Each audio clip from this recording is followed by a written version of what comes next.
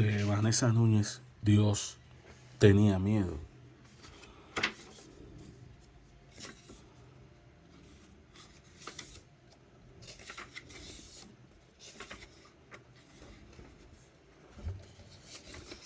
Comenzamos por el inicio del libro, esta interesantísima novela. Estos son mis recuerdos. Disparan y es de noche. Los helicópteros desprenden sus misiles con una detonación que hace pensar en un abismo en el cielo. Mamá y papá permanecen callados. No hay luces en la casa ni en 10 cuadras a la redonda. La French Pool ladra histérica, igual que a nosotros la ha despertado el estremecimiento de las paredes. El sonido se incrementa, algo se estrella contra el techo. Me oculto bajo la cama. Sé que si una bomba nos abatiera, no quedaría nada. Sigue el silencio. La noche se paraliza sobre nuestra casa. El monstruo se desplaza como una araña negra en el cielo. Su estruendo se convierte en eco. Se ha alejado a sembrar miedo y luces de bengala en otra parte. Debemos entender como un milagro que Pablo haya incorporado a su pensamiento la enseñanza que nuestro Señor Jesucristo le ofrecía. ¿Qué pasaría si los helicópteros se equivocaran y dispararan sobre nuestra casa? Preguntó papá en susurro. No penses en eso, responde incómodo.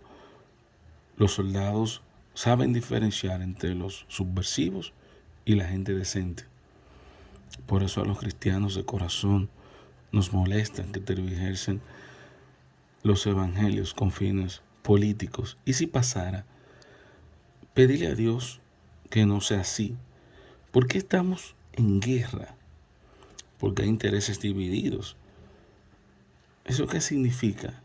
Guardar silencio y poner atención, dice por fin. Molesto. Me aburre la misa, digo en voz baja. Miro a todas partes el rostro sereno de la gente. A nuestro alrededor me da miedo. Papá dice que no existe el infierno. Saco una revista de la repisa. En 16 años la he hojeado 2 veces. Veo en sus páginas amarillentas cosas que me sautan desasosiego. En la portada, una niña de cabello negro y ojos intensos sostiene una paloma entre las manos. El animal intenta alzar el vuelo. La niña parece asustada. Sus noches y sus miedos deben de ser también los míos. Aunque las bombas y los balazos se habían escuchado la mayor parte de la noche, papá pensó que se trataba de algo sin importancia. A la mañana siguiente, cuando me llevaba al colegio en su auto, decidió pasar por la avenida que corría paralela a la nuestra. Papá no tuvo tiempo de girar, solo alcanzó a decir que debía apatarme los ojos. No logró identificar que aquello que colgaba en las copas de los árboles que rodeaban la ancha avenida de doble vía eran pedazos de cuerpo, y yo, sentada en el asiento trasero, no pude dejar de ver aquel horror que fue mi primer enfrentamiento con los años de pavor que habíamos de vivir durante la década siguiente. Papá condujo hasta el colegio en silencio. Yo no me atreví a preguntar si debía sentir pena por los muertos que la guardia. Según escuché, luego en la radio recogió con palas y bolsas plásticas a fin de evitar una edentina en una de las principales calles de nuestra ciudad capital. Nunca entendí cuándo ni cómo comenzó la guerra. Según recuerdo, siempre estuvo ahí. Crecimos con bombas y balazos, con miedo y con precauciones, con silencio y volteando la mirada para que ni los soldados ni los guerrilleros fueran a crecer que estábamos en su contra. Nos acostumbramos a no pensar, a no hablar en voz alta, a obviar la política y mantenernos alejados del conflicto. Pero, ¿qué tanto podía obviarse la realidad en un país donde las imágenes de la guerra nos bombardeaban día y noche? Fuimos condenados a vivir el miedo en silencio. Colocamos los rostros, los muertos destrozados, las manos mutiladas, las orejas rebanadas, los cuerpos desollados, los recuerdos en estantes donde acumularon polvo y años, con la esperanza de entrar un día y a esa bodega macabra que ya no estuvieran ahí.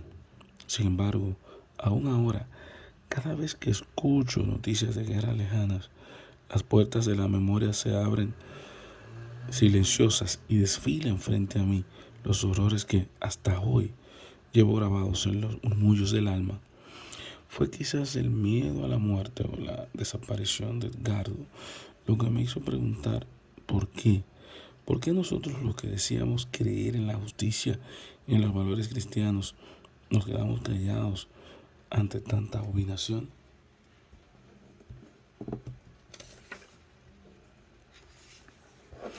Fue una guerra moderna, ya no de palos, hondillas y pedazos de corvo. La de los 80 fue una guerra de tanquetas y armas automáticas. Los bandos no tenían necesidad ni de mirarse a los ojos, pero el daño venía de antes, desde el último levantamiento indígena a principios de los 30. A nosotros, los que no éramos comunistas, nos recogieron para que saliéramos a buscar a los que sí lo eran, a que descubriéramos dónde se habían ocultado. Pullábamos con el corvo y ahí iban saliendo. Había que llevarlos a Izalco. Ellos sabían lo que harían con ellos.